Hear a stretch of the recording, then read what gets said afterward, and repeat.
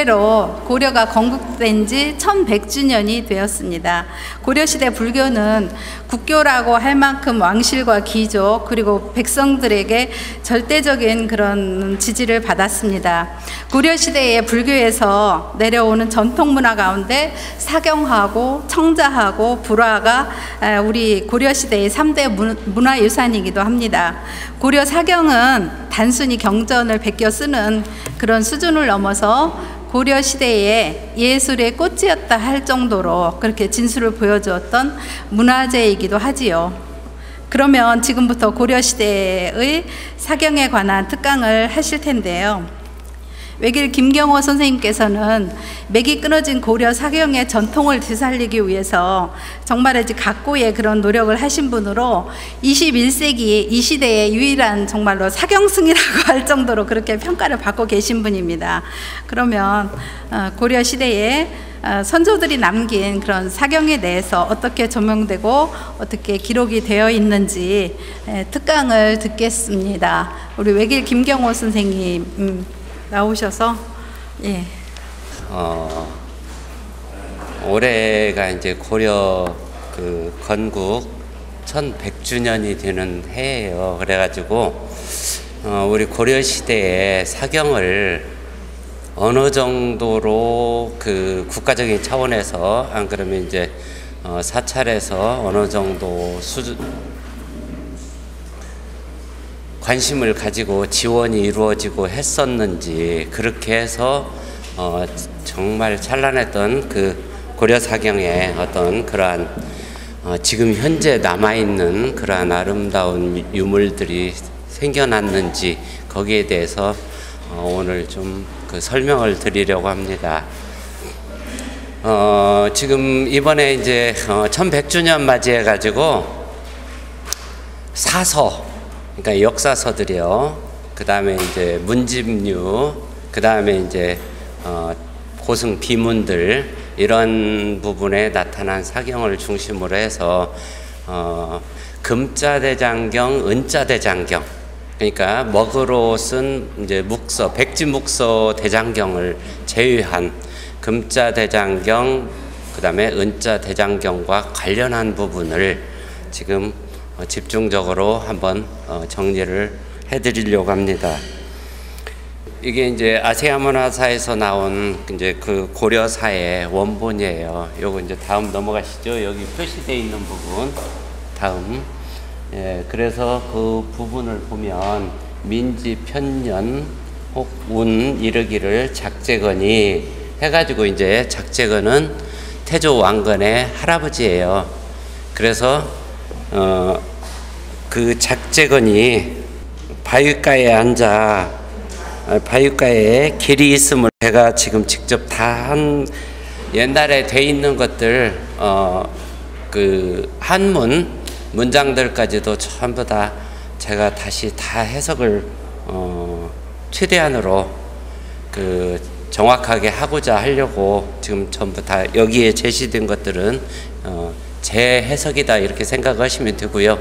만약에 그 해석이 잘못된 것이 있으면 김경호가 잘못한 거다 이렇게 생각을 해주시면 감사하겠습니다. 그리고 잘못된 게 있으면 혹시 말씀해 주시면 뒤에 제가 수정토록 하겠습니다. 그래서 더 나아가니 또 하나의 바위가 있고 그 위에 궁전이 있는데 문이 환히 열려 있었고 금자로 사경하는 곳이 있었다. 자세히 보니 글씨가 아직 마르지 않았는데 사방을 둘러봐도 아무도 없었다.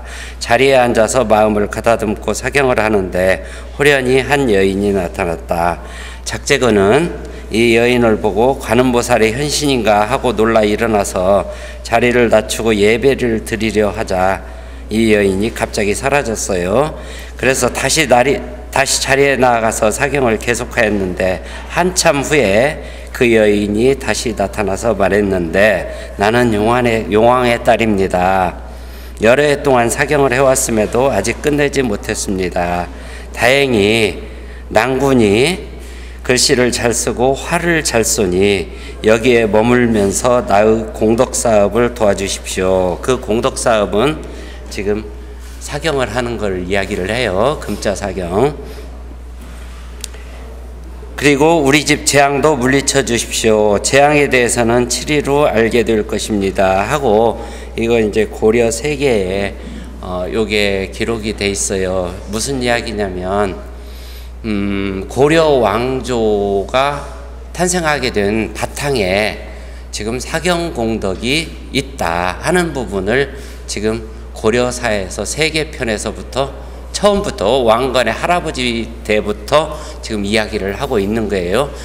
이러한 그 사경의 정신이 고려가 멸망하는 1392년까지 지속이 돼요. 그러면 이제 제가 지금 여기에서 제시하는 바로는 금자대장경, 은자대장경이 우리나라에서 고려시대에만 16번이에요. 지금 기록으로 나와 있는 거. 그 다음에 유물이 이쪽 유물하고 저쪽 유물하고 유물들을 비교를 해보면 요거는 어떤 시대에 어떤 의미로 만들어진 대장경이고 요거는 그 다른 시대에 어떤 의미로 만들어진 대장경인가 하는 부분을 이렇게 구분을 할 수가 있어요. 그렇게 분류를 하고 보면 16번에 걸쳐서 금자대장경, 은자대장경이 제작됐다고 할 수가 있어요. 그럼 16번. 그러면 이제 그 대장경이라는 게 그 분량이 어느 정도냐? 보통 5,000권이 넘어요. 5,500권 정도가 돼요. 그러면 10번이면 55,000권이에요. 55,000권이고 16번이면 그러면은 지금 우리나라에 남아있는 고려 사경은 지금 200점 금자대장경은 금자 은자 사경이 한 200점 남짓 이 정도 될 거로 지금 파악이 되는데, 그러면 일본에 남아있는, 일본에 전해져 있는 게 있고요. 그 다음에 묵서는 지금 이제 생략을 하는 걸로 하고요. 그래서 이제 거기에도 두 가지로 나뉘어요. 그러니까 국가 왕실 차원에서 대장경으로 만들어진 경우가 있고, 그 다음에 그게 아니고 개인 사찰에서, 안 그러면 일반인이, 그러니까 고관 대작들이죠. 그 지방의 호족들, 이렇게 그러한 분들이 개인적으로 발언을 해가지고 사성한 금자 사경이 있고 은자 사경이 있어요. 그런데 개인적으로 사성을 해가지고는 대장경으로 하기는 너무나 힘들겠죠.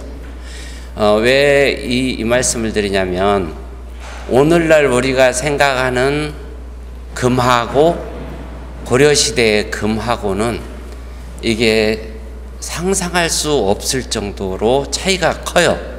달리 이야기를 하자면 오늘날에는 금이 흔하죠.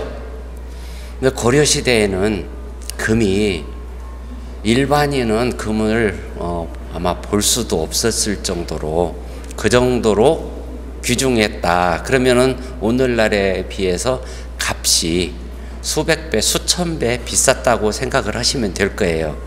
그러한 금, 은을 써가지고 대장경을 그렇게 많이 제작을 했을 정도니까.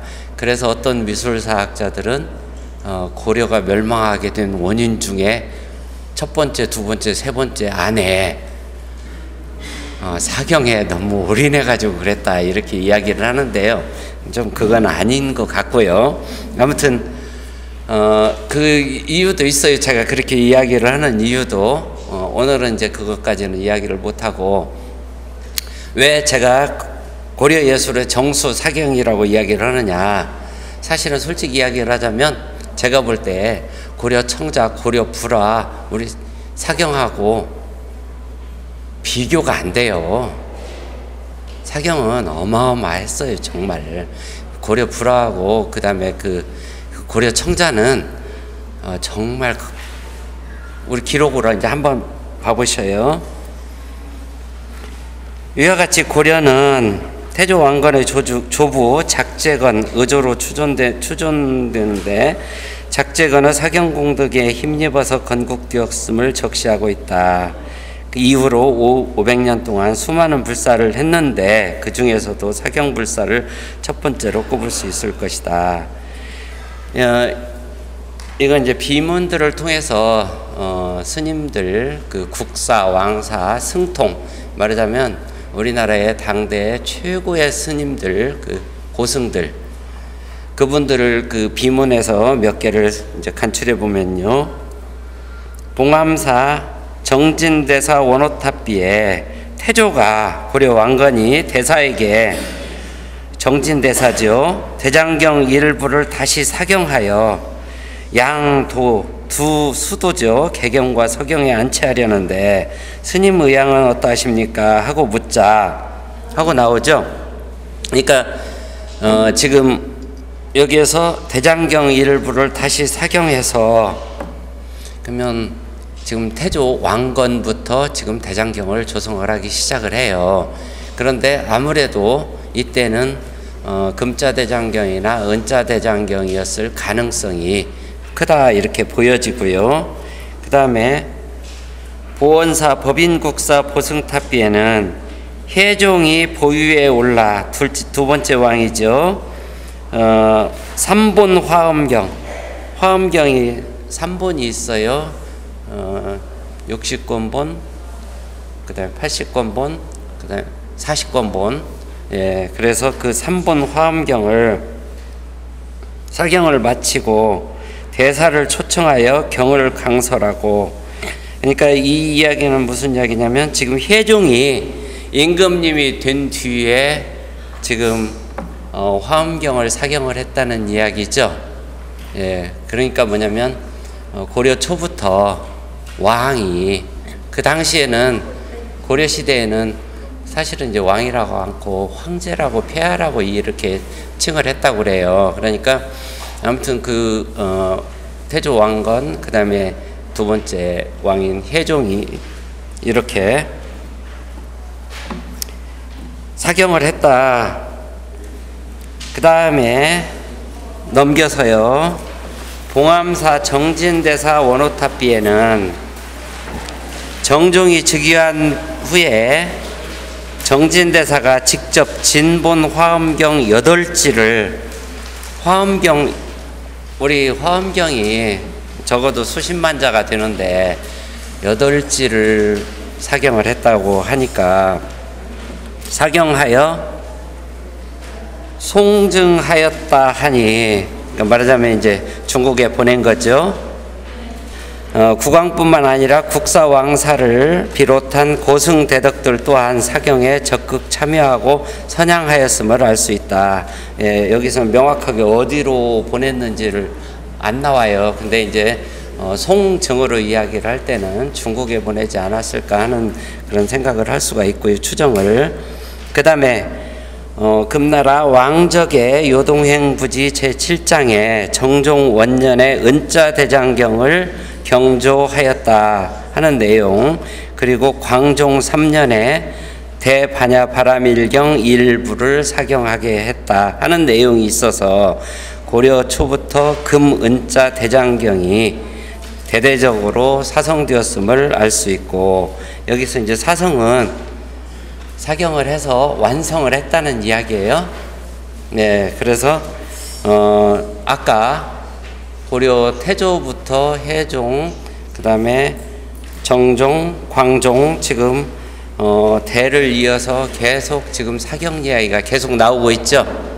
고려 초부터 이렇게 사경이 널리 국가적인 차원에서, 왕실 차원에서, 그 다음에 고승 대덕들에 의해서 제작되고, 그 다음에 선양되었다 하는 부분을 알 수 있다 하는 내용이에요.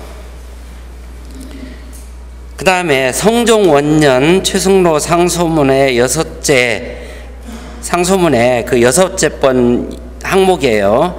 불경을 서사하고 불상을 만드는 것은 다만 오래도록 전하기 위해서인데 무엇 때문에 진기한 보배로 장식하여 도둑질할 마음을 갖도록 합니까? 해가지고 신라만렵에 경전과 불상 모두 금과 은을 써서 사치가 너무 지나쳐 마침내 나라가 멸망했고, 장사치들이 훔치고 파괴하여 서로 사고 팔아서 생계를 도모하게 되었는데 근래에 이르러서도 그 여풍이 다 없어지지 않았습니다 하는 내용을 통해서 금은자 사경이 계속적으로 제작되었음을 알 수 있습니다.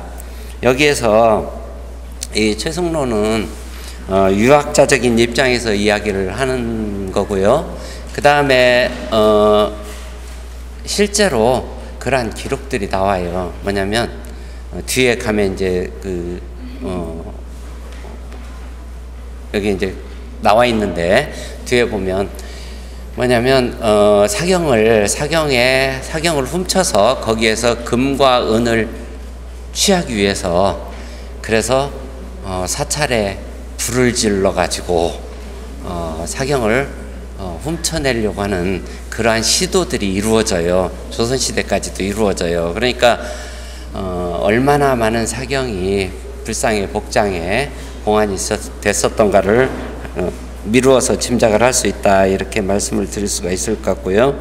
아무튼 현존하는 그 사경 유물로는 755년에 이제 완성됐죠. 2월 14일 날 완성된 걸로 이렇게 돼 있는데 신라 백진묵서 화엄경에 표지에 그 다음에 변상도에 금과 은이 사용이 됐어요. 그래서 700년대에는 적어도 금과 은 이용한 그런 장엄경 사경이 시작됐다, 이렇게 이제 말씀을 드릴 수가 있고요. 그 다음에 이제 현존하는 가장 이른 시기의 금자대장경 유물로는 천자문화 함차가 서사되어 있음을 통해서 대장경의 잔권임을 알 수 있는 목종 9년에 사성된 일본 문화청 소장의 감지금리 대보적경 권제 31을 들 수 있습니다. 이 사경은 천추태후와 그 총신 김치양의 동심 발언으로 사성되었는데 이를 통해서 국가와 왕실의 지원으로 금자대장경이 제작되었음을 알 수 있습니다. 이 천추태후는 많이 들어보셨죠? 예, 목종의 어머니. 그래가지고 이 천추태후가 그 총신 좀 쉽게 이야기를 하면 좀 애인이었다고 그러죠. 그 김치양하고 같이 동심 발언해가지고 대장경을 제작을 했는데 그 중에 한 권이 지금 일본에 지금 남아 있어요. 우리나라에서 일본으로 고려해서 건너가가지고 그래서 일본 중요 문화재로 지정이 돼 있는데 그 다음 한번 넘어가 보셔요. 예, 여기에 보면 이제 이 사성기에 그게 나와 있고요. 그 다음에 여기 보면 김치양 동심 발언에서 사성 이루었는데 뭘 이루었냐? 금자 대장경을 이루었다 하고 이렇게 나오죠. 예, 그래서 이게 이제 금자 대장경을 제작을 했는데 그 중에 유일하게 지금 한 권이 남아 있어요. 현재까지는 발견이 된 게 더 이상이 없어요. 이 무렵에 이때 말하자면 그 천추태후하고 그 다음에 김치양하고 발언을 해가지고 만든 대장경 중에는 이게 지금 유일하게 남아있는 유물이에요. 그래가지고 1006년도 걸로 그 다음에 다음 예, 한번 보시면 여기 이제 대보적경 권제 32 이렇게 써져 있죠. 그 다음에 여기 이제 제자가 있죠. 이 제자가 뭐냐면 천자문의 함차예요. 천자문의 함차라는 거는 뭐냐면 대장경은 분량이 5,000권이 넘잖아요. 그러면은 이거를 일목요연하게 어떻게 분류를 할 수 있어야 될 건데 그래야 어떤 경전 하면 찾기가 쉽죠. 예, 그런데 그거를 권제 1 여기 이제 권제 32 이렇게 돼 있죠. 그럼 권제 1 하면 1번은 권제 1이에요. 그러면 이제 예를 들면 5359번째 경전이다. 그러면 5303 아니 가만 있어라. 몇 번이라고 그랬어요? 5300?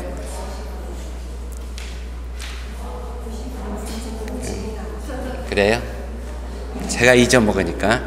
그러면 좀 쉽게 해요. 5222번째다. 그러면 5222 7자가 되죠.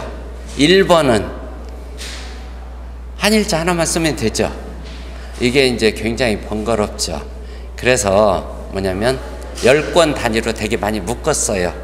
10권 단위로 묶어가지고, 그럼 10권 단위로 묶으면 5,000권이면은 500개가 되죠. 함에 500개 함에 이렇게 들어갈 수 있잖아요. 그럼 이제 500개 함을 1번부터 매긴 거예요. 천자문은 같은 글자가 반복되는 게 없기 때문에. 그러면은 1번에서 10번은 하늘천, 11번부터 20번까지는 땅지. 그러면 천자문에 500번째 그러면 글자가 딱 들어가면 되죠. 550번째 글자가 딱 들어가면 한 글자면 딱 끝나잖아요. 그래서 그거가 함 번호, 함의 숫자, 함 번호예요. 함 번호, 함 번호를 천자문에 그 순서로 매겼단 말이에요. 그게 뭐냐면 요거예요. 함차. 그래서 그걸 함차, 함 번호, 함 순서라는 이야기예요. 그래서 요게 돼 있으면 요거는 뭘 위해서냐, 너무나 많은 분량이라서 분류를 하기 좋게 하기 위해서 요게 서사가 됐단 말이에요. 그래서 요 천자문 함차가 있으면 이거는 어마어마한 사경으로 제작된 것 중에 한 권이다 하는 부분을 알 수 있다는 이야기예요. 그 다음에는 이제 예를 들면 되게 이제 분명히 서사가 돼요. 다음 넘어가시죠. 여기 우리 이제 보통 도판에서 쉽게 볼 수 없는, 자세히 볼 수 없는 부분들이에요. 그래서 유물을 직접 보지 않으면 직접 본 사람한테 말을 못 해요. 예를 들면 제가 뉴욕에 갔다 왔어요. 그러면 뉴욕에 제가 갔다 와가지고 뉴욕 안 갔다 온 사람하고 이야기를 할 때 안 갔다 온 사람이 뉴욕 갔다 온 저한테 말을 못 해요. 그럼 저는 뉴욕에 사는 사람들한테는 말을 못 해요. 마찬가지로, 그래서 예를 들면 여기 보시면 우리 지금 이제 여기 사경하시는 분들이 우리 회원분들 많이 계시니까, 자, 여기 한 칸 정도가 비워져 있죠. 일행이 지금 비워져 있죠. 여기는 이제 변상도예요. 그래서 여기 비워져 있는데 그 부분, 그러면 요 작품은 지금 요 유물은 지금 뭐냐면 두루마리예요. 권자본. 그럼 우리 이제 절첩본은 그럼 어떻게 돼 있냐? 절첩본은 이제 이와는 조금 틀려요. 그래서 이 1006년도의 무렵에는 그때는 절첩본이 없었어요. 그렇기 때문에 권자본에서는 기본적으로 변상도가 있을 때는 변상도 앞을 조금 여유 있게 떼주는 방법이 좋다 하는 부분을 알 수가 있죠. 그 다음에 글씨 부분들 한번 보세요. 그 다음 한번 넘어가 보세요. 이제 확대돼 있죠. 예. 이게 직접 찍은 것들이라 이렇게 좋아요, 사진이. 예. 그래서 보면 지금 선 하나하나 그은 것들 보이시죠? 그러면은 우리 한국사경연구회 우리 회원분들이 지금 선 하나 긋는 거 얼마나 잘하는 거 아시겠죠? 네? 이거는 천추태후하고 김치향, 그때 최고의 권신이었는데 그 김치향하고 동심발언해가지고 제작한 금자대장경인데, 그때 선 긋는 거 보시면 여기 이렇게 떨어져 있으면 저랑 같이 공부하신 분들은 되게 혼났어요. 그러니 우리 한국사경연구회 회원들이 얼마나 수준이 높은지 알 수가 있다는 이야기예요. 그래서 제가 제대로 이렇게 공부를 하시면 그러한 부분들, 저러한 부분들이 최대한 내가 아는 만큼 가까이 다가가요. 왜냐면 알면서 저기 틀렸는데 하면 다음번에는 아무튼 고치려고 노력을 하다 보니까, 그래서 그 부분을 말씀을 드리고요. 그 다음에 필획들, 그 다음에 그 다음에 발색 부분, 그 다음에 심지어는 지금 여기에서 종이가 당시에 어떻게 제작되어 있는가 힌트도 다 있어요. 다음 넘어가시죠. 이게 이제 이 대보적경 변상도예요. 예, 대보적경 변상도 가운데에 보살님이 계시고 그다음에 양쪽에 또 보살님이 계시는데 지금 꽃을 들고 계시고 그다음에 양쪽에서 뭐 산화하고 그다음에 보면 예를 들면 여기 밑에 지각 부분이 있고 천도 부분이 있고 여기에는 지금 지각 부분에는 꽃, 풀 이런 것들이 지금 그려져 있죠. 저 천상에는 꽃, 풀이 안 그려져 있죠. 뭐가 그려져 있어요? 악기가 지금 떠다니고 있죠. 무슨 이야기냐면 천상에 지금 부처님 회상을 장엄하는 음악으로 음악 공양이 지금 이루어지고 있고요. 그 다음에 거기에도 꽃들이 그 다음에 뭐 구름같이 생긴 것들이 뭐 다 날고 있죠. 여기도 보면 1단계, 2단계, 3단계, 4단계 의미가 다 있고요. 심지어는 요 머리에 쓴 보관, 화관도 이분은 3중으로 돼 있어요. 여기 양 옆에 두 분은 2중으로 돼 있어요. 이런 게 보이는 사람은 다 보여요. 그걸 볼 수 있어야 변상도가 이건 잘 됐다, 이건 잘못됐다 금방 알 수가 있는 거예요. 그래서 그만큼 사실은 사경이 연구하는데 어려워요. 예를 들면 글씨는 기본이죠. 글씨 너무나 사실은 제일 어려운 게 글씨예요. 아무튼 글씨는 기본이고 거기에다가 이 변상도 같은 경우도 거기까지만 하고 넘어가시죠. 지금 아까 요것만 가지고 이야기를 해서 1시간 더 걸려요. 그래서 넘어가야 돼요. 앞에 거. 예, 아니 이제 다음 표지요. 이게 지금 저 표지예요. 자, 표지 옛날에 표지에 표대라고 그러죠. 그 끈을 어떻게 읽는가. 저런 부분에서 다 옛날에 어떤 방식으로 했는가가 다 나와요. 그러면 지금 오늘날 표구를 할 때도 저게 전통적인 방식이냐 아니냐, 엽법하냐 아니냐 다 알 수가 있죠. 이게 지금 표지예요. 표지 다음 넘어가 보셔요. 자, 확대를 해서 보면요. 일반 어디에 나와 있는 도판으로는 이런 부분들이 잘 안 보여요. 이렇게 꽃이 그려져 있는데 고성화가 그려져 있는데 거기 보면 지금 꽃잎 하나하나 안쪽에 다 지금 문양들이 그려져 있죠. 다음 한번 넘어가 보셔요. 하나 더 있을 거예요. 자, 보셔요. 다음. 예. 한번 봐보셔요.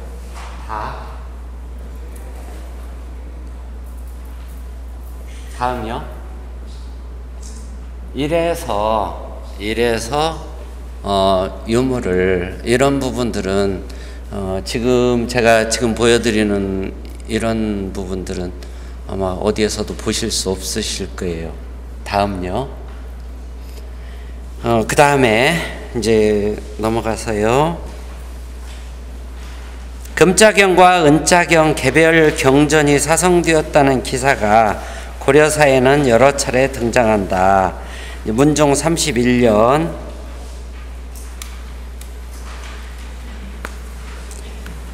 그 왕이 흥왕사에 행차하여 새로 사성한 금자 화엄경을 전경하였다. 여기서 전경하였다. 그 다음에 나오는 경찬하였다. 이러한 부분들은 전부 다 지금 사경과 관련한 직접적으로 관련이 있는 내용이에요. 조금 이따가 다시 한번 나올 거예요. 영국사 원각국사비를 통해서 대사가 의종 4년에 손수 금자 사경을 하였음을 알 수 있고 원각국사를 이야기를 하는 거예요. 영통사 대각국사비를 통해서는 대사의 귀국 후 중국에서 귀국해가지고 금서 금자 대장경 3역본 180권을 송나라에 보내서 황제의 성수를 빌었다는 거죠. 정각 승통 묘지명을 통해서는 대사가 사경하여 유전시켰음을 알 수 있듯이 이 승통도 당시 최고의 말하자면 승려예요. 국사 왕사에 버금가는 이제 추존되는 게 있고요. 당대 그 살아생전에 그 오를 수 있는 그러한 직위가 있는데, 아무튼 국사, 왕사, 승통 등 고승 대덕들이 직접 사경을 하고 존숭하며 선양하였음을 확인할 수 있다. 뿐만 아니라 현존하는 사경 유물의 사성기를 통해서 학문과 지위가 높은 승려들이 금자, 은자 사경 사업에 직접 참여하였음과 국가 왕실, 권문세가 귀족들의 발언으로 사성된 경우가 많았음을 확인할 수 있다. 그 다음에 문종 12년에 정종 혼당에 있던 금은기와, 그릇이죠. 금그릇, 은그릇, 거란에서 예물로, 조제 제사 예물로 보내온 비단으로 대장경을 사성하여 정종의 명복을 빌었다. 말하자면 금은자 대장경을 만들었다는 이야기죠. 그래서 거기에 그 괄호 쳐져 가지고 사 써져 있죠. 그 다음에 개국사에 행차하여 대장경의 완성을 경찬하였고 오 써져 있죠. 이 숫자들은 지금 금은으로 대장경을 제작했을 거라고 생각되는 그 지금 숫자예요. 쭉 내려가면서, 시대가 내려가면서 지금 이루어지는. 명종 5년 조서를 내려 금과 은은 불상과 사경을 장엄하는 일 외에는 사용을 금하였다. 사경원에 불이 났다. 이전에 왕이 은자 대장경, 은자 장경의 사성을 명하자 공사가 다투어서 돈과 재물을 바쳐 도왔는데 무리배들이 이를 훔치려고 불을 지른 것이다. 아까 제가 말씀드렸죠. 그 대장경 훔쳐가지고, 금은자 대장경 훔쳐가지고 거기에서 금, 은 이걸 가지고 말하자면 재물을, 그러니까 재산을 축적하려고 했던 무리배들이 있었다는 이야기예요. 그래서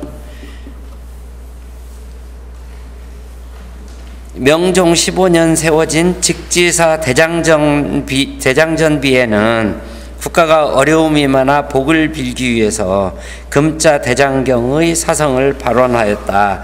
근데 이제 이러한 발원은 나중에 완성으로 이어졌는지 이어지지 않았는지는 모르죠. 그래서 이제 제가 아까 기록상으로 나온 것만 이제 이야기를 할 때에 16번이라고 이야기를 한 거예요. 유물이 없어요. 유물이 없으니까 어떻게 방법이 없어요. 확인할 방법이. 이러한 기록을 통해서 금자대장경, 은자대장경이 국가 왕실 사찰 발원으로 여러 차례 추진되었음을 알 수 있습니다. 고려사와 고려사 전료 등에 무수히 등장하는 화엄경 도량, 반야경 도량, 인왕경 도량, 금광명경 도량, 아무튼 경전 이름들이 많이 나와요. 그 도량, 그 경전 이름에 붙는 도량이 붙는 경우, 그 다음에 장경도량, 그 다음에 경행, 윤경, 전경, 장당, 그 다음에 경찬, 이러한 단어들이 나오는 것들은 모두 사경과 관련된 행사였다고 할 수 있습니다. 이 밖에도 여러 국왕들이, 역대 국왕들이 금자 대장원, 금경사, 금자원, 요 부분은 지금 금자 대장경을 만드는 그 기관을 이야기를 하는 거죠. 제가 이제 이야기를 할 때 보통 그렇게 이야기를 하는데, 일반적으로 고려시대 인구가 300만이었다고 되게 이제 이야기를 해요. 어떤 분들은 이제 많게는 500만 정도였다고도 이야기를 하는 분들도 계시긴 해요. 근데 일반적으로는 300만 정도로 이야기를 해요. 그러면은 그 300만 인구를 오늘날 인구, 우리 남북한으로 하자면 한 뭐 7,500만 되나요? 8천만 되나요? 남한만 하자면 5천만으로 생각을 해보셔요. 그럼 몇 배 되나요? 그걸 생각을 하시면 그 당시에 대장경 조성을 하는 일이 얼마나 어마어마한 국가적인 사업이었는가를 알 수가 있다는 거죠. 충렬왕 7년 염승입이 집을 헌납하여 금자 대장 사경소를 만들었고, 요거는 이제 금자대장경 제작하는 거죠. 쉽게 이야기를 해서 금자원, 말하자면 금으로 사경을 하는 곳, 국가적인 차원이고, 아니면 뭐, 근데 개인이 하기에는 아무래도 아무리 그 귀족이라고 하더라도 개인이 대장경을 제작하는 데는 무리가 따랐을 거라는 생각이 들어요. 그래서 뭐 국가적인 차원에서 이루어졌을 거라고 생각이 들고요. 그 다음에 충렬왕 15년 10월 국왕과 궁주 동심 발언으로 사성된 금자대장경이 완성되자 왕이 궁주와 함께, 궁주는 지금 원나라 공주가 지금 충렬왕 부인으로 시집을 왔어요. 그분이 이제 궁주예요. 대국 대장공주 그러는데, 아무튼 이 왕이 궁주와 함께 금자원에 친히 행차하여 이를 보시고 경찬회를 베풀었으며, 이를 뒷받침하는 유물이 1284년 사성된 국립진주박물관 소장의 감지금리 불설 잡장경과 북경 고궁박물관 소장의 묘법 성념처경인데, 이 이제 불설 잡장경 같은 경우에는 맨 뒷부분만 조금 지금 전해지고 있어요. 너무나 작아요, 단편적으로. 그리고 충렬왕 16년부터 원나라 황제가 금자경을 제작하기 위해서 고려에 글씨 잘 쓰는 승려를 요구하기 시작해요. 그래서 충렬왕 16년 같은 해죠. 그래서 3월에 불경을 필사할 승려 35인을 파견하였고, 그해 다시 바로 그 다음 달 4월에 승려 65인을 또 파견했어요. 그러니까 35인에다 65인을 파견을 했으니까 3월, 4월 두 번에 걸쳐 가지고 100명을 파견을 했어요. 그럼 오늘날로 이야기를 하자면, 아까 300만으로 잡았을 때 우리 지금 5천만 잡으면 최소한 15배죠. 네? 10배면 3천만이고, 그 다음에 5배 하면 그 1,500만이니까 최소한 15배인데, 그러면 100명이 중국에 파견이 됐다. 오늘날로 이야기를 하자면 15배면 1,500명이 중국에 요청으로 파견이 돼서 중국의 사경 대장경들을 제작을 해줬다, 이 이야기예요. 얼마나 어마어마했는가 하는 부분을 알 수 있다는 이야기죠. 8월에는 또 장군 조감으로 하여금 불경을 필사할 승려들을 데리고 원나라로 가게 하였다. 9월에는 또 원나라가 사신을 보내서 장경을 수복했다, 보숙했다는 이야기예요. 동화사 위에 지금 내용하고 관련되는 거예요. 동화사 홍진국존 진흥탑비에 의하면 이 해에, 그 충렬왕 16년이죠.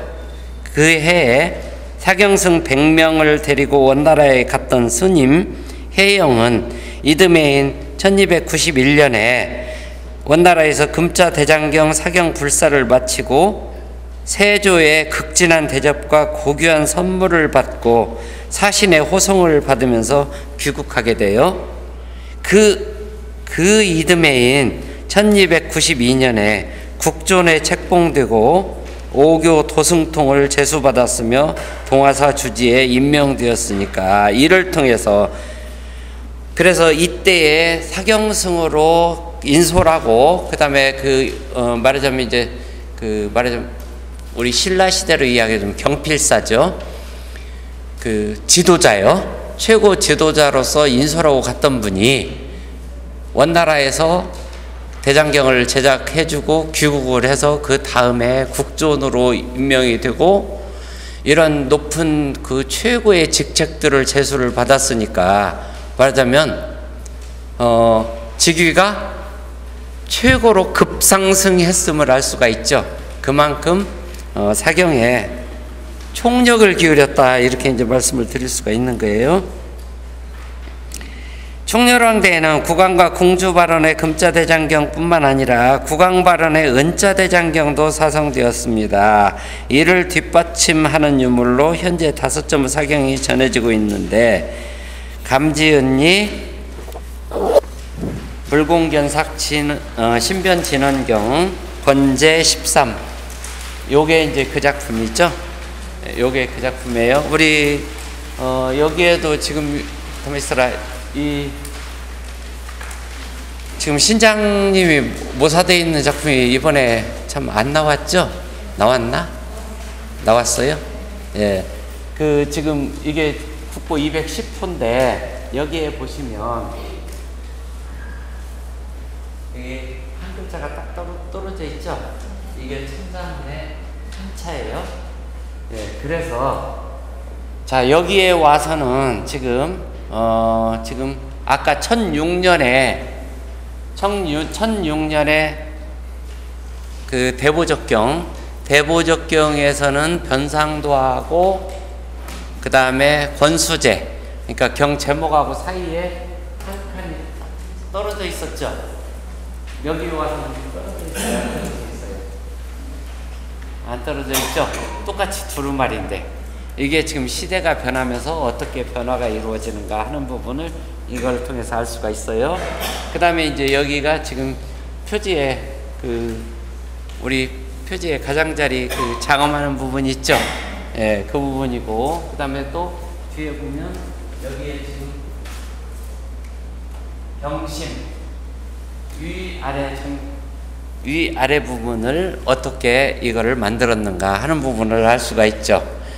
이러한 이제 유물들을 통해서 어느 부분이 어떻게 옛날에 제작되었고 어느 부분이 어떻게 제작되었고 하는 부분, 그 각 부분을 알 수 있는 거고요. 그 다음에 지금 여기도 보면 지금 이 종이 같은 경우에는 아까 대보적경 그 종이하고 지금 표면이 거의 비슷해요. 예. 그래서 이게 최고의 종이었어요. 당시에 감지 중에서요. 그 다음 넘어가 보시죠. 그 다음에 문수사리문 보리경이 있죠. 예, 요게 지금 그 문수사리문 보리경인데 거기에 보면 여기 보면 지원 13년 고려국왕 발원 사성 은자 대장 이렇게 써져 있죠. 이게 말하자면 지금 은으로 대장경이 제작된 그 사경인데 국왕이 지금 발원해서 이루어진 사경이다 하는 이야기예요. 그 다음 넘어가시죠. 예, 문수사리문 보리경 여기에 함차 들어있죠. 예, 그 다음 넘어가시죠. 그 다음 한번 보시죠. 불설, 보살, 본행경, 권하 그렇게 돼 있죠. 예, 오늘날에 이 당시에 이제 은자대장경으로 이루어진 그런 사경처럼 제작이 된 그런 유물들이 많이 말하자면 유물이라고 하면 뭐 하고요. 아무튼 그러한 그 사경들이 많이 놔두는데 글씨가 이때 당시에 글씨가 얼마나 유려했는지 그 부분이 오늘날에 제작된 사경들하고 너무나 많이 틀려요. 그런 걸 보면 저게 진짜다 가짜다 하는 것들이 금방 나와요. 글씨를 딱 보면 알 수가 있어요. 근데 아무튼 뭐 거기까지만 이야기를 하고요. 더 이야기하면 그 다음에 동국대학교 박물관 소장의 보살선계경 다음 넘어가시죠. 요거는 없죠. 제가 그 다음에 연세대학교 도서관 소장의 감지은리 현식론 1권이 요것도 은자대장경 이게 이제 처음 시작이고요. 지금 오늘날에는 원래는 이렇게 안 생겼었어요. 원래는 이렇게 안 생겼고 그런데 뒤에 후대에 그 두루마리를 잘라가지고 이렇게 제작을 해버렸어요. 이렇게 다시 누군가가 후대에.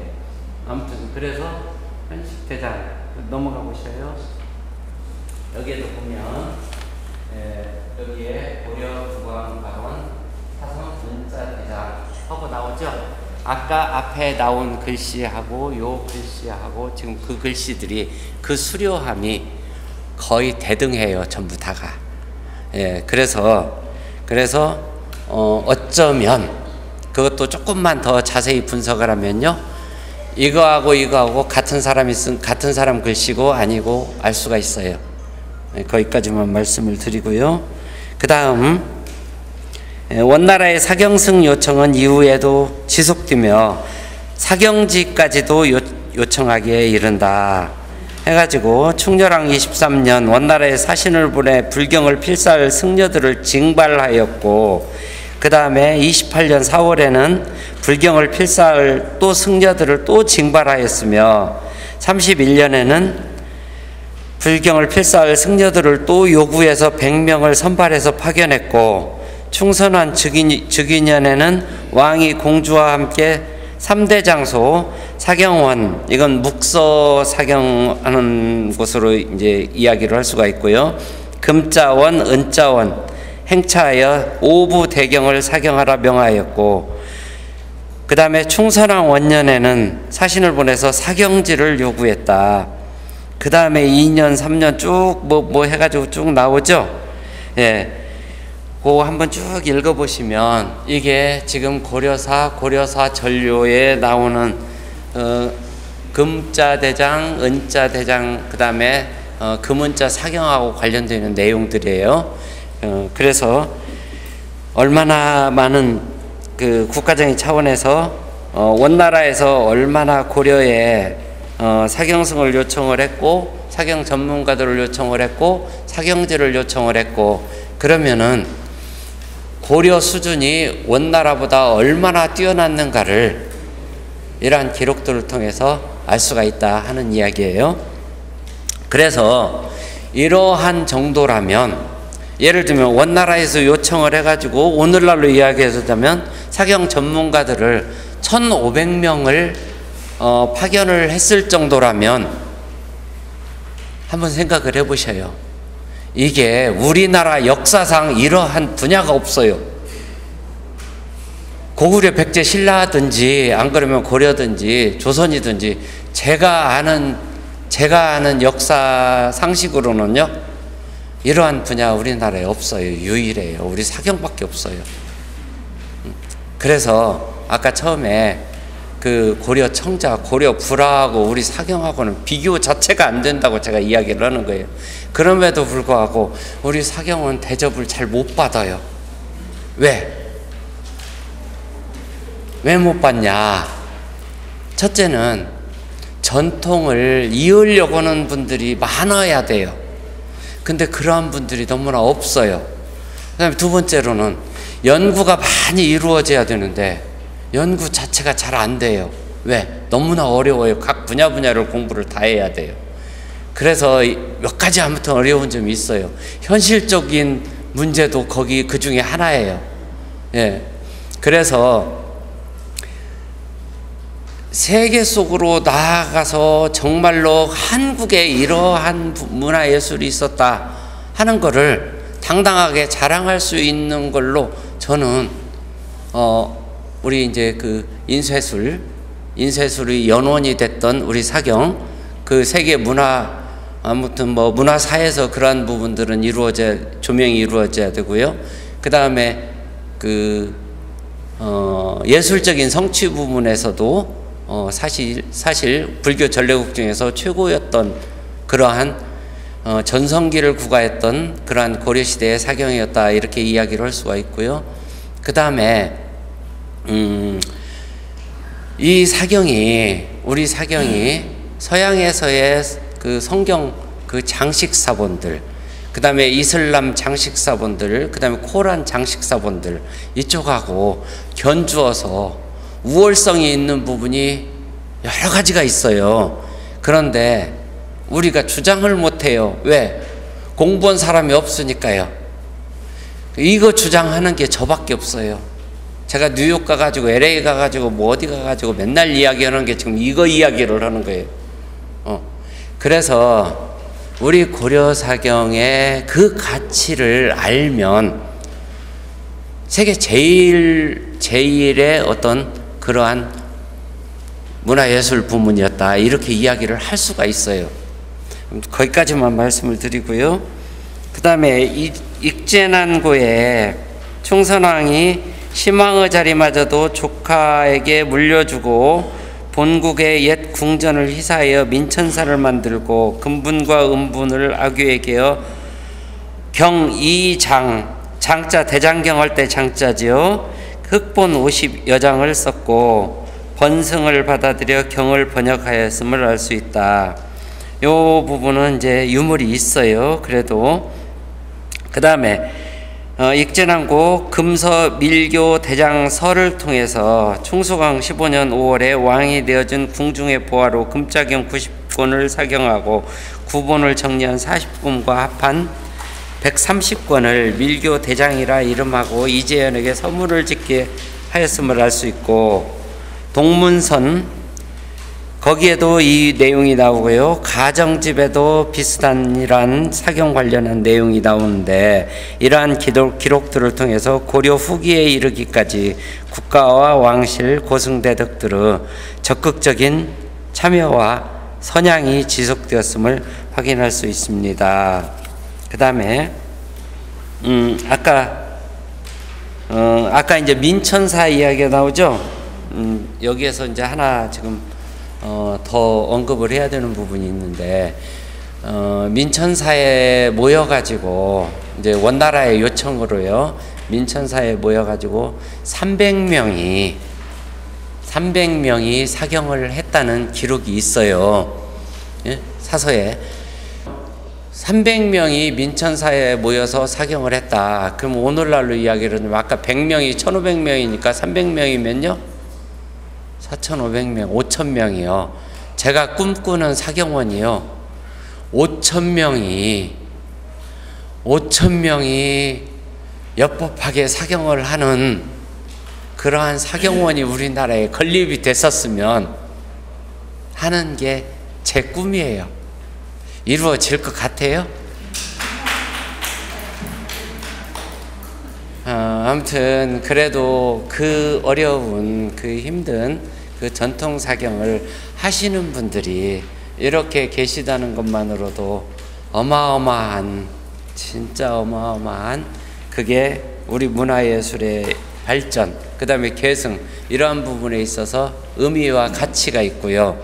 이러한 그 전통을 계승하고 발전시키려고 하는 분들이 계심으로 인해서 100년 뒤에, 500년 뒤에 이제 지금 이 시대에 사경을 했던 분들이 지금 아까 뭐 충렬왕 몇 년, 충선왕 몇 년, 충수광 몇 년 뭐 해가지고 나오듯이 2000 몇 년도에 한국사경연구에서 누가 어떤 작품 발표했고 이게 다 나오게 돼 있어요. 연구가 되게 돼 있어요. 네. 그래서 사실은 전통을 계승하고 발전시키는 분들은 그러한 조명들이 나중에 다 이루어질 거라 하는 그러한 자부심을 가지시는 게 좋겠다 하는 말씀을 그냥 부연으로 드리고요. 그 다음에 현존 사경 유물을 통해서 충수광 때에도 국왕발원의 은자 대장경이 사성되었음을 확인할 수 있다. 아까 이야기는 지금 충렬왕 발원의 은자 대장경 도판들을 제가 4개 봤죠. 예, 그 다음에 이제 요 다음 넘어가시죠. 이거 보시면요, 지금 변상도, 예, 지금 이제 이게 지금 국왕발원 사경의 지금 그 대장경의 한 권의 변상도예요. 보시면 물론 고려시대 최고의 변상도는요, 제가 본 바로는 전 세계에서 최고예요. 제가 본 유물들 중에서는요, 예를 들면 이슬람권에서 그 코란들, 그 다음에 이제 장식사본들 보고, 그 다음에 성경에서 장식사본들을 제가 아무튼 뭐 유물로 그래도 꽤 본다고 봤는데, 직접 보았을 때 우리 고려사경, 일본에 남아있는 우리 고려사경 좋은 변상도들은요, 그 수준 정도가 아니에요. 그런데 그게 가치를 인정을 못 받고 있다는 이야기예요. 세계 속에서. 그렇게 섬세하고 뛰어나고 한치의 오차가 없이 아름다운데, 요 부분은, 요 변상도는 그에 비하면 많이 떨어지죠. 그렇다고 할 것 같아요. 우리 금으로 그 사경 변상도 그려보신 분들은 아이고 저 정도는 나도 그릴 수 있을 것 같네 하실 것 같아요. 그렇죠? 여기 보시면 여기에 지금 복에 있고 여기 연화자 있고 해가지고 여기에 지금 사성기가 여기에 들어있어요. 자, 여기에서 한 글자만 툭 튀어나왔죠. 그게 무슨 자예요? 황자예요. 황제. 무슨 이야기냐면 원나라의 지배를 받던 시기라서 황제는 부처님급으로, 부처님급으로 말하자면 올렸어요. 그래서 이런 거 하나 쓰는 거, 글자 하나 올리고 뭐 내리고 바꾸고 한 칸 비우는 거 다 이유가 다 있어요. 모든 게. 그게 전통사경 공부예요. 고려사경 공부고요. 자, 그 다음에 이제 이렇게 보시면 여기에도 보면 천자문 함차가 있죠.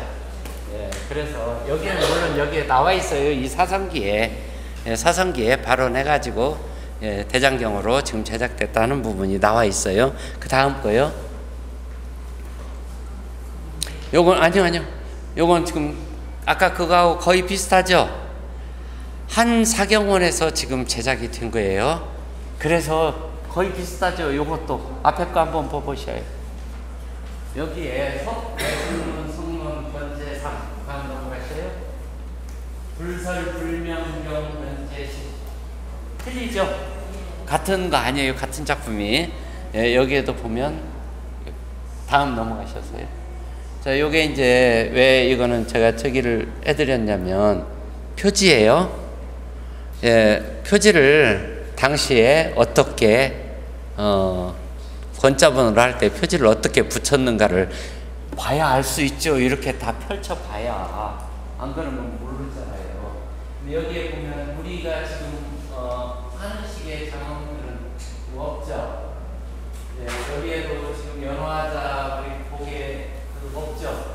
현재 복에 그러한 부분들 보면 지금 뒤에 후대로 내려오면서 어떻게 최상의 사경으로 발전을 했느냐 하는 부분을 알 수 있다는 이야기예요. 다음 넘어가시죠. 여기도 이 이제 아유광태자 해가지고 나오는데 여기 보면요, 국왕발원 사성 은자대장 고려 써져 있죠. 고려 국왕발원 사성 은자대장, 은자대장경으로. 근데 지금 요 은자대장경은 아까 이야기한 충렬왕 그 은자대장경하고 지금 다른 은자대장경이에요. 그러니까 다음 넘어가시죠. 이건 이제 유물들이 있으니까요. 표지예요, 표지. 우리 한국사경연구회 회원들은 어떤 식의 지금 사경을 하고 계시는가, 어느 정도 수준의 사경을 지금 하고 계시는가 하는 부분이 나와죠. 수준을 알 수가 있죠. 그래서 아무튼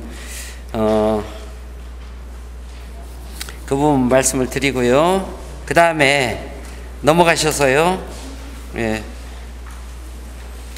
시간 다 됐다고 그러니까 빨리 끝내야 돼요. 여기 보시면 이거 이제 상지 은자경이죠. 요거는 이제 뭐냐면 아까는 다 감지였죠. 지금 여기 이제 상지예요. 고려 1300년대 중반쯤에 들어오면 상지가 출현하기 시작을 해요. 그러면서 상지에 금으로 은으로 사경을 하기 시작을 해요. 그래서 거기에 천자문 함차가 있죠. 그래서 이렇게 상지로 금은자 그 사경이 이루어지고 은자 대장경이 이루어졌던 것을 알 수 있는 유물들이 여러 군데 지금 존재를 해요. 다음 넘어가시죠. 여기에도 보면 추자 이렇게 돼 있죠. 이게 지금 천자문 함차예요. 천자문 대장경은 뭐로부터 시작하냐면 대장경은 대반야 바라밀경으로부터 시작을 해요. 예, 대반야경 줄여서 대반야경으로부터 시작을 해요. 대장경 제일 1번이 뭐냐면 대반야경 권제 1이 대장경 1이에요. 예, 그래서 아무튼 요 지금 대반야 바라밀다경 그다음에 권제 210 해가지고 추자.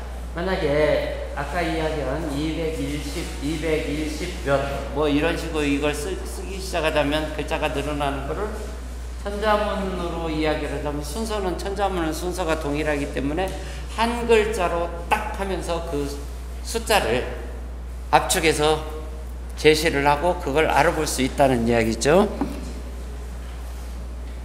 이상 살펴본 바와 같이 기록까지 포함할 때 많게는 16회에 걸쳐 금자대장경이 사성되었음을 추정할 수 있고, 여기에 원나라에서 고려로부터 가져간 금은자대장경, 그리고 고려에서 제작한 금은자대장경, 그리고 우리 고려의 사경승들, 사경 전문가들이 원나라에 파견돼 가지고 거기 가서 제작해준 사경대장경, 이게 천문학적인 숫자예요. 이게 그야말로 이걸 저만 이야기를 하고 있어서 좀 안타까운 부분이 있어요. 고려는 금은자대장경뿐만 아니라 목판대장경, 초조대장경이요, 제조대장경, 그 다음에 속장경, 오늘날에 이제 속장경이라고 않고 교장이라고 하는 게 맞다 해가지고 교장이라고 그러는 부분, 그러한 부분들을 이렇게 했을 때는 그러면 그냥 쓰기만 한 게 아니고 그것도 새겼어요. 그러면 새긴 것까지 이렇게 생각을 해보면 고려 왕조는 정말 사경 왕조였다 하고 이야기를 할 수밖에 없다 하는 부분이 이번 우리 고려 1100주년 기념 고려 예술의 정수 사경전의 의의예요. 그래서 그 부분에 대해서 제가 오늘 강의를 간단하게 좀 자세히, 시간이 넉넉하면 자세히 해가면서 할 수 있었으면 더 좋았을 건데, 아무튼 이 정도 선으로 강의를 마치도록 하겠습니다. 감사합니다.